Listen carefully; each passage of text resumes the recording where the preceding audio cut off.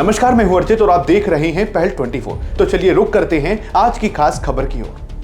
लोकसभा में नेता प्रतिपक्ष राहुल गांधी के एक बयान पर हंगामा मचा हुआ है। भाजपा उनके बयान को देश के खिलाफ खुली जंग का ऐलान बता रही है। दरअसल राहुल गांधी ने कहा कि भाजपा और राष्ट्रीय स्वयंसेवक संघ ने देश के सभी संस्थानों पर कब्जा कर लिया है और कांग्रेस को भाजपा व संघ के साथ ही भारतीय राज्य व्यवस्था से भी लड़ना पड़ रहा है। उनके इस बयान को भाजपा ने कांग्रेस पर भाजपा अध्यक्ष जेपी नड्डा ने देश के खिलाफ खुली जंग का ऐलान करार देते हुए कहा कि राहुल ने खुद देश के सामने कांग्रेस की घिनौनी सच्चाई ला दी है। आखिर राहुल का पूरा बयान क्या है जिस पर बवाल हो रहा है, चलिए वो भी जानते हैं। राहुल ने ये बयान कब और कहां दिया, इसे भी बताएंगे। दरअसल बुधवार को कांग्रेस के नए मुख्यालय का उद्घाटन हुआ। इसके साथ ही कांग्रेस मुख्यालय का पता 24 अकबर रोड से बदलकर 9A कोटला मार्ग हो गया है। इस नए 6 मंजिला मुख्यालय को इंदिरा भवन का नाम दिया गया है। इसके उद्घाटन के अवसर पर कांग्रेस के नेताओं ने अपनी अपनी बात रखी। इसी दौरान राहुल गांधी भी बोले।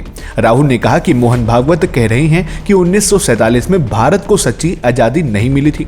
मोहन भागवत का ये बयान हमारे स्वतंत्रता सेनानियों के साथ साथ हर एक भारतीय नागरिक का अपमान है।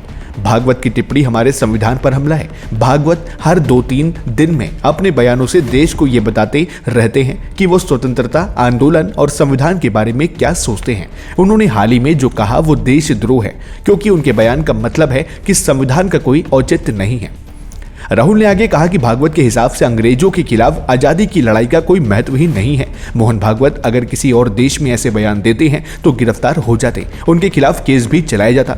ऐसा मत सोचिए कि हम निष्पक्ष लड़ाई लड़ रहे हैं। यदि आप मानते हैं कि हम भाजपा और आरएसएस के खिलाफ लड़ रहे हैं तो आप समझ नहीं पा रहे कि क्या चल रहा है। ये दो विचारों के बीच लड़ाई है। एक हमारा विचार है जो संविधान का विचार है, दूसरी तरफ आरएसएस का विचार है जो इसके उलट है। उन्होंने हमारे देश की लगभग हर संस्था पर कब्जा कर लिया है। अब हम केवल भाजपा और आरएसएस से नहीं बल्कि भारतीय राज्य व्यवस्था से भी लड़ रहे हैं।